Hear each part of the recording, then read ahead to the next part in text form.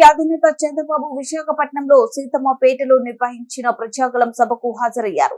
ఈ సందర్భంగా ఆయన ప్రసంగిస్తూ ఎప్పుడు తన గుండెల్లో ఉండే ప్రాంతం విశాఖపట్నం అని వెల్లడించారు. తాను మెచ్చిన ప్రాంతం, తనను అభిమానించే ప్రాంతం, ఒక మంచి ప్రజానికం ఉండే ప్రాంతం విశాఖపట్నం అని అభివర్ణించారు. 2019లో సైకో జగన్ ఊరూరా తిరిగారని, అందరూ మురిసిపోయి ఓట్ల వర్షం కురిపించారన్నారు. కానీ విశాఖపట్నం ప్రజలు మాత్రం విజ్ఞతతో ఆలోచించారని, 4 సీట్లలోనూ టీడీపీని గెలిపించారని వెల్లడించారు. అది విశాఖ ప్రజల ముందు చూపు అని పేర్కొన్నారు. నేను అప్పుడే చెప్పాను, జగన్ వస్తే రాజధాని బంద్, అమరావతి ఆగిపోతుంది, పోలవరం నిలిచిపోతుంది. చాలా కుట్రలు చేస్తున్నారు, ఆంధ్రప్రదేశ్ ను నాశనం చేస్తున్నారు.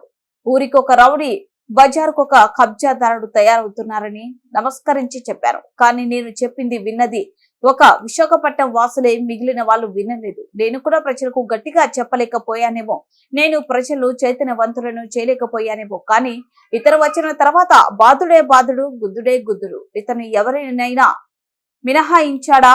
ఈ 5 ఏళ్లలో ఒక్క కుటుంబమైనా బాగుపడిందా? ఏ వ్యక్తికైనా లాభం జరిగిందా? పరిపాలన అంటే ప్రజలు ఆదాయం పెరగాలి, ఖర్చులు తగ్గాలి, జీవన ప్రమాణాలు పెరగాలి, లా అండ్ ఆర్డర్ ఉండాలి, మీ భవితకు భరోసా ఇవ్వాలి. ఇచ్చాడా? 9 సార్లు కరెంట్ ఛార్జీలు పెంచారు.